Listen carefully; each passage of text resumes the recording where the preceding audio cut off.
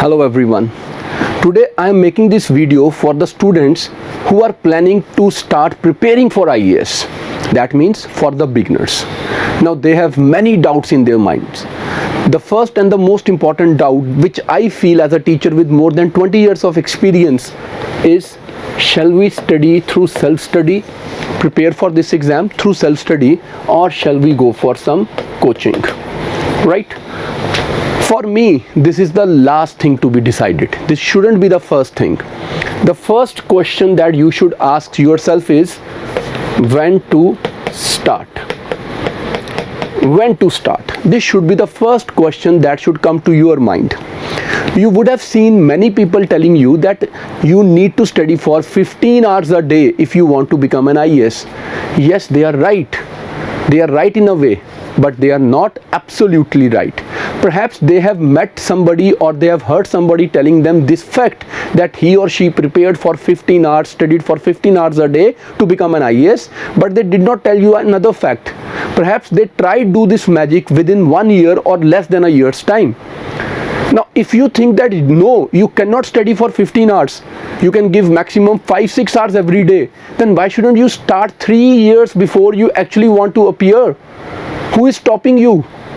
You are mature students now. You are not in your early classes in school. You are either in your college or you are about to enter your college.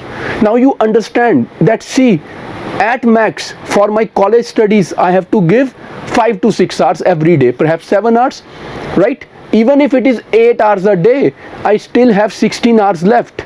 Out of those 16 hours, I can sleep good 8 hours. I'm still having 8 hours left with me. Out of these 8 hours, if I give 5 hours to my dream, my passion, my IAS preparation, I still have 3 hours to socialize, to interact, to go for party, to do whatever I want to do, right? And even if I give 6 days a week, I can keep the 7th day exclusively for entertainment, for my socialization, for my Netflix, whatever I want to do. So if you have a plan, the success becomes easier, right? If you go without a plan and then abruptly one fine day you decide, oh, I want to appear next year, then things become little difficult. Then you have to put in a lot of extra effort that may take the toll and that may discourage you to continue even, right? Having said this, that when should you start preparing for this exam? Preferably 3 years before the exam, and bare minimum 2.5 years before the exam. That will give you an edge. That will give you that space where you can grow confidently and make sure that you get selected in first or at max in your second attempt. Right? Now, if this point is clear that when you should start, we should move to the next step. What sources should I study? What sources? You would have seen people telling that you should read NCERTs. Then you ask, you explore, you try to understand which NCERT. Somebody say new NCERT, somebody say old NCERT, and some even come up with the idea, read Tamil Nadu board books as well. They are very nice. No denying the fact, all the books are very nice. But we need to know which topic particularly is given better in which particular book. If I have to study Chola temple architecture, obviously yes, Tamil Nadu books will give me a better understanding. But if I have to study Mughal administration, no, Tamil Nadu book cannot give me better understanding than the old NCERT. But if I have to understand the system of Mansabdar, Jagirdar, then the new NCERT will give me better understanding. Now, if you can yourself understand that which book is better for which particular topic, obviously yes, you are a one who is to go for self-study.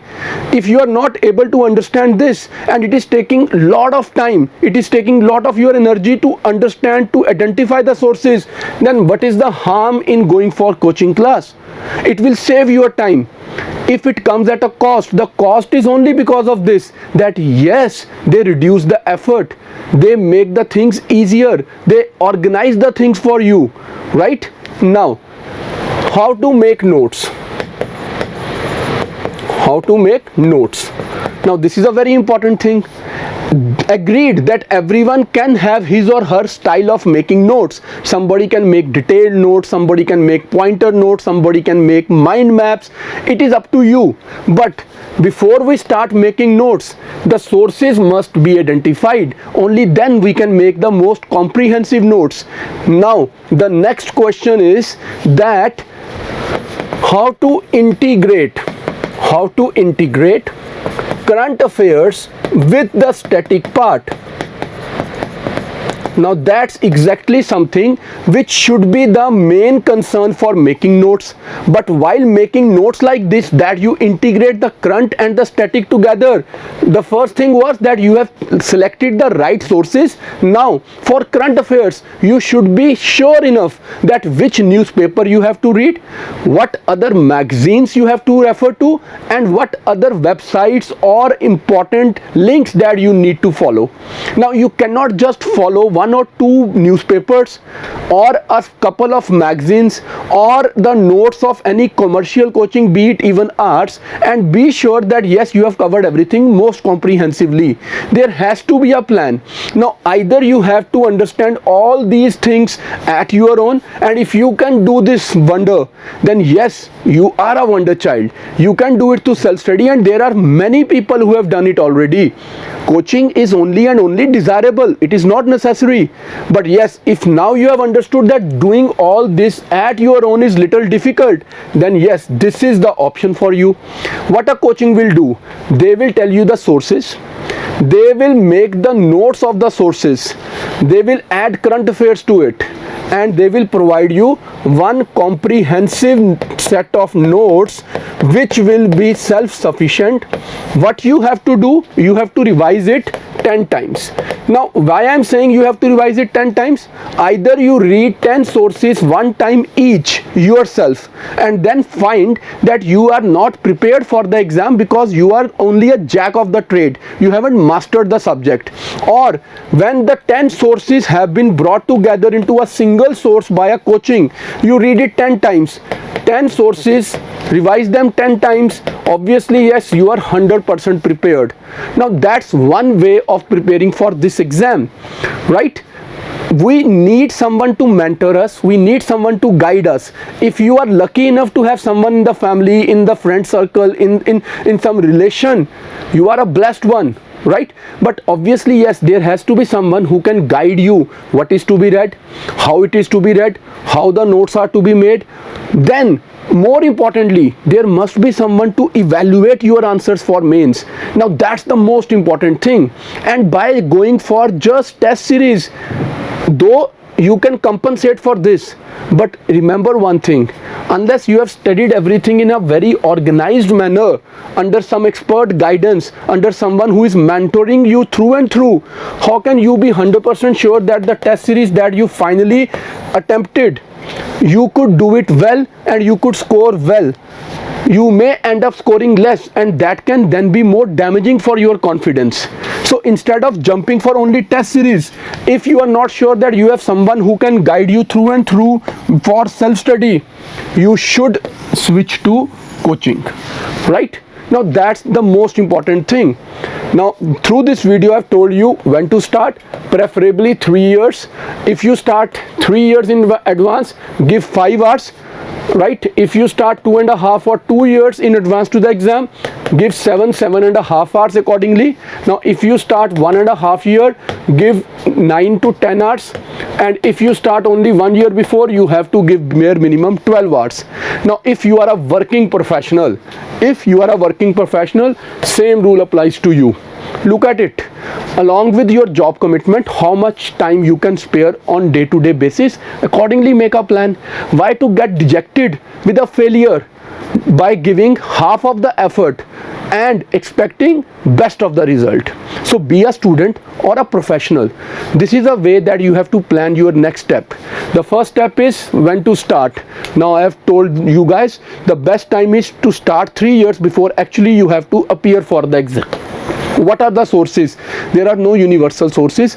Every particular topic has a different source. Unless we bring it together, we are not comprehensively making our notes.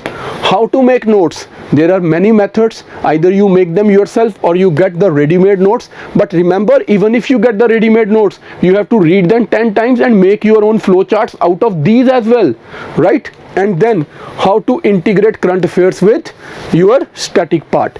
If you know all these things and there is someone to guide you how to write answers for your mains as well as essay for your mains, the job is done. You are ready, and you are ready to get that power which many dream. Now, when we say you are ready to get that power, that authority which many dream, remember, this power and this authority is not something through which you will extract something out of the society. You are not there to extract out of the society. The power, the authority is given to contribute to the society, for the well-being of the society. That is why, as popularly said, power comes with great responsibility. If you get the authority, you get the power, you become responsible to improve the life of the downtrodden. You become responsible to make sure that the nation constantly rises above and make a good name for your country, for your people, and represent the people of your district, of your state, or of your nation at various platforms. Best of luck.